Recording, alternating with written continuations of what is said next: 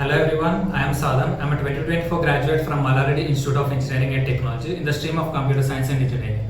I have joined JSpiders as an incubation student on 22nd Jan 2024. First of all, I've learned SQL from Tarun sir. He has taught me very well and it was very much knowledgeful for me. And next I've joined the Java class which was taken by Vivek sir and then followed by Pawan sir. Here we have also presentation classes and mock interviews which will be very much helpful for us so that we can improve our confidence and overcome our fear.